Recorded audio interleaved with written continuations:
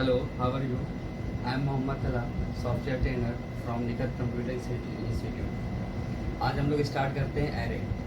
जैसे कि आप लोग ने पहले पढ़ चुके हैं, जैसे कि हम लोग फॉर लूप पढ़ा, तो एरे में हम लोग को इम्पोर्टेंट चीज़ जो देनी है वो लूप पे देना है। तो सबसे पहले हम लोग एरे का इंट्रोडक्शन जानते हैं कि एरे क्यों यूज़ करते हैं।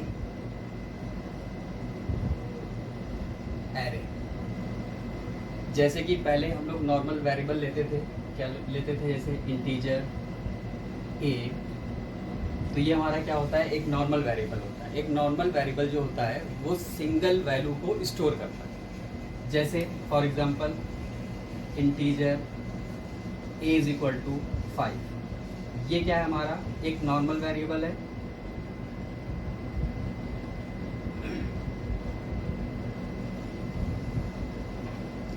और ये हमारी क्या है, एक वैल्यू है। एक नॉर्मल वेरिएबल एक नॉर्मल वैल्यू को ही स्टोर करता है। लेकिन कभी कभी हम लोग को ज़रूरत पड़ती है कि जब एक ही वेरिएबल में हमको बहुत सारी वैल्यू को स्टोर कराना है। फॉर एग्जांपल जैसे कि mobile number, student ID, employee ID.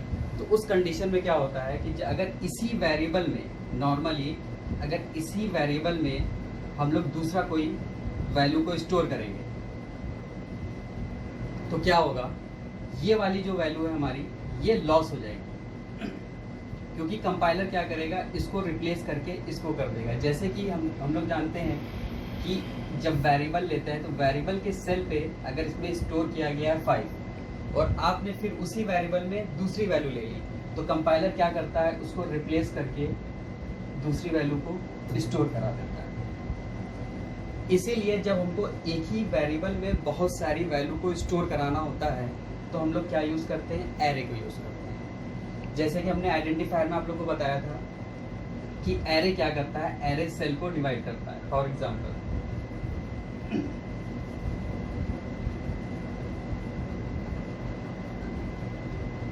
Array कैसे लिया जाता है, एरे हमारा होता है इंटीजर ए, और ये हमारा क्या होता है, आप लोग को मालूम होगा जब किसी वेरिएबल के आगे इस तरह का सिंबल लगा होता है तो वो होता है हमारा एरे। और एरे के अंदर क्या होती है, उसकी साइज होती है, जिसका सिंटैक्स होता है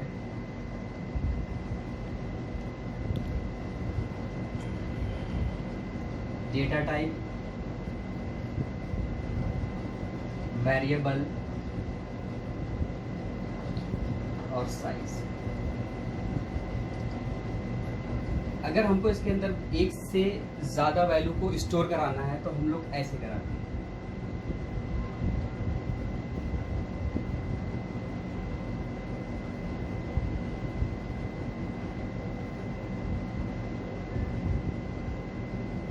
जब हम किसी वेरिएबल को लेते हैं तो जब ये वेरिएबल नॉर्मल होता है तो ये सेल पे ऐसे बनाता है, यानी एक ही सेल में इस सेल को, ये साइज हमारी 5 है, तो ये क्या करता है, उस सेल को 5 हिस्सों में डिवाइड कर देता है। 1 2 3 4 1 5। वैल्यू कैसे स्टोर होती है, वैल्यू हमारी स्टोर होती है 5 2 3 4 6। दूसरी चीज़, एरे में इंडेक्सिंग नंबर जो चलता है वो हमारा चलता है 0। हमेशा इंडेक्स नंबर करते हैं स्टार्टिंग पॉइंट। किसी चीज़ पे पहुंचने के लिए स्टेप जो हमारा होता है सबसे पहले होता है, स्टार्ट होता है 0 1 2 3 4। एरे हमारा स्टार्ट होता है 0 से और ख़त्म होता है साइज -1, यानी साइज हमारी कितनी है, 5 है। तो 5 में अगर क्या कहते हैं 1 को माइनस कर दिया जाए तो कितना बचेगा, 4। देखिए 0 1 2 3 4, अगर इसको काउंट किया जाए 1 2 3 4 5, ठीक है। इसको कहते हैं, जब हम लोग वैल्यू को इस तरह स्टोर करते हैं तो इसको कहते हैं compile time. Compile time Alt F+9 करते हैं तो प्रोग्राम क्या होता है, रन करता है। रन करने के बाद फिर हम लोग क्या करते हैं, Ctrl+F9 यानी रन टाइम। जैसे कंपाइल टाइम का मतलब होता है कि जब हम लोग प्रोग्राम को जैसे ही रन कर देते हैं तो हमको कोई वैल्यू को इनपुट करने की ज़रूरत नहीं होती, हम लोग को आउटपुट फ़ौरन ही मिल जाता है। क्यों, क्योंकि हम लोग ने वैल्यू को पहले ही स्टोर करा दिया है, ठीक है। एक तरीका तो ये होता है हमारा।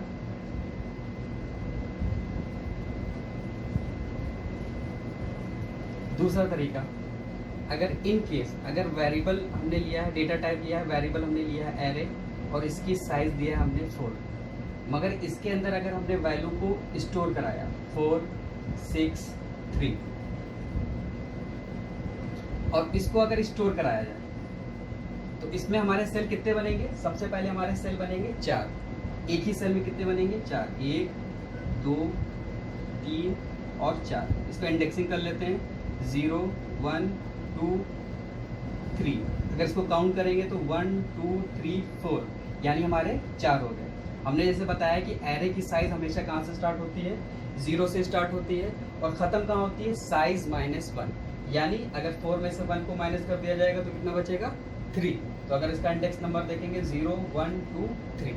अगर इसके अंदर हम लोग ने वैल्यू को स्टोर करा 4 6 3, तो लास्ट वाला जो हमारा बचता है तो ऑटोमेटिक उसको क्या कर देता है कंपाइलर?